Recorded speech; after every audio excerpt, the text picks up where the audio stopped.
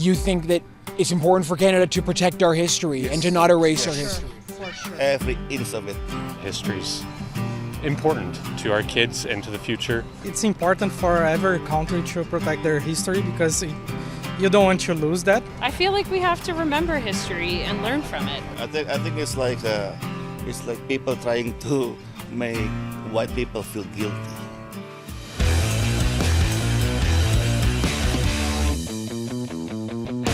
Harrison Faulkner reporting from Kingston, Ontario. I'm standing outside Bellevue House, the National Historic Site, which is supposed to be a monument to Sir John A. Macdonald, the founder of our country. The problem is, just like every other Macdonald monument across our country, this really isn't much of a monument, much of a shrine to Macdonald. It has been reopened after 6 years of being closed for repairs, and of course it went from being a legitimate monument of Macdonald to now being full of anti-Canadian propaganda. The tour of Bellevue House starts behind me in the Visitor Centre. And what's very strange about the Visitor Centre is that it's not really a story of Macdonald, but it's more a story of Canada starting at Macdonald. The facts, if you will, are in white text, the actual story, and then underneath it in purple text seems to be the reinterpretation of history. That's the Justin Trudeau approved version of Canadian history, which really just says everyone was a racist, everyone was an evil colonizer, and the formation of Canada is itself illegitimate because it was all built on racism and colonialism. It goes from the Visitor Centre then to, of course, Bellevue House. Before I go any further, I have to say the tour guides that we had for Bellevue House were remarkably unbiased. They actually seemed to want to tell the truth about Macdonald. Of course, they had to read off part of a script about how bad John A. Macdonald is and how evil Victorian Canada was. But the rest of the tour was remarkably unbiased. The tour guides were fine. What you saw inside Bellevue House, however, was not. Welcome to the new and improved, decolonized Bellevue House. Before you get to the house, you will first see this sign with unattributed quotes about Sir John A. Macdonald. No surprise that the first quote you'll see is, "He was a monster." It seems that the most generous quote from an unknown source they could find was, "We wouldn't have Canada without him." The anti-Canadian propaganda begins immediately when you walk through the front door of Bellevue House.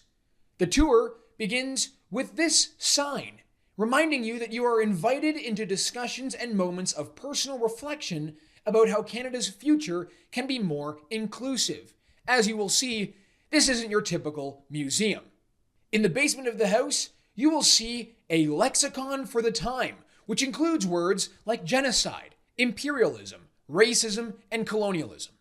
On the main floor, when you walk into John A. Macdonald's kitchen, you can't help but notice this giant red sign telling you how the, quote, European occupation, unquote, caused significant harm to Indigenous diets. Remember, this is all John A. Macdonald's fault, which really means it's all your fault.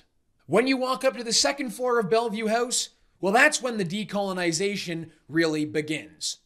Inside Bellevue House, John Jr., John A. Macdonald's youngest son, died at just 1 year old due to infant death syndrome. When you walk inside of John Jr.'s bedroom, well, that's when you're greeted with one of the most disgraceful things inside of this house. They've turned John Jr.'s bedroom into a memorial for residential school children, including this out-of-context quote from Macdonald, all designed to make you think that he was the worst person in this country's history. You then get to enter Macdonald's bedroom, where there is a giant flat-screen television above John A.'s bed playing videos about natives on repeat. Interesting, I didn't know flat-screen televisions were around in the 1850s. How historically accurate. The problem is, over the past few years, nearly every monument to Macdonald has been erased, starting here in Kingston. The Kingston City Council voted to remove John A. Macdonald's statue a few years ago. That was followed by similar actions in Charlottetown, who also voted to remove John A. Macdonald's statue. Again, followed by actions we've seen in Montreal, where his statue was violently torn down by a group of BLM activists. Since then, Montreal has decided that actually they won't put Macdonald's statue back in its place where it belongs. They'll just leave the pedestal there so that everyone can see the crime that was committed and not replaced.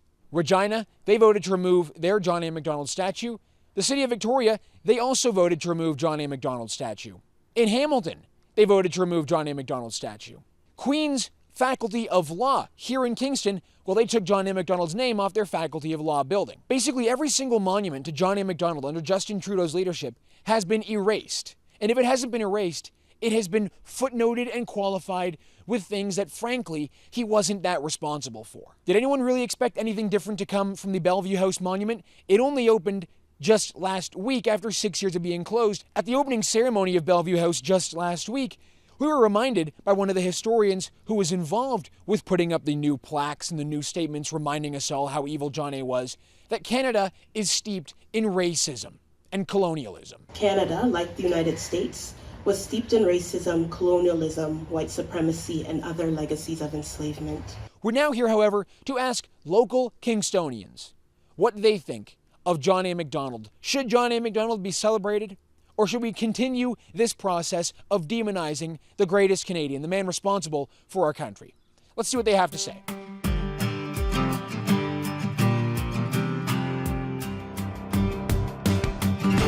I feel like we have to remember history and learn from it instead of just tearing it all down. And do you think that Canada has a history that we should be proud of and not just be constantly feeling, apologizing and feeling bad for? I think we have to learn from history. Do you think that using today's standards, moral standards, to judge leaders in the past, say in the 1850s, 1860s, do you think that's a good way to approach history? I mean, I feel like society was very different back then in the way that we had like different rules and different norms as to how society used to conduct. But again, the new norms that we have brought about, they are, much more suited to our way of life in the current milieu. So I feel like while we should not really vilify previous figures, we should also not glorify them and maybe keep it at like a middle point where we are not really glorifying them or vilifying them. Or maybe if we want to take an optimistic look, we could maybe just look at the achievements that they have made rather than look at them through a personal lens. I feel like, say, some of the monuments that have came down, or them trying to maybe, if they're going to change some street names, I think we should hold on to our history, and we know what happened in the past, and we acknowledge some of the bad things that happened in the past, but we should still have our past, and history's important to our kids and to the future. You think that it's important for Canada to protect our history and to not erase our history? For sure. Every inch of it. I think it's like people trying to make white people feel guilty. You think the attacks on Macdonald have gone too far? Like, you can't blame a guy that's the head of the country for something that came down that was of the time that he was in. A lot of people don't realize the natives at that time were under a lot of poverty. All good deeds do not go unpunished. So I don't mean to be disrespectful to any Indigenous people or anything at all, but we have to look at the times, the reasons.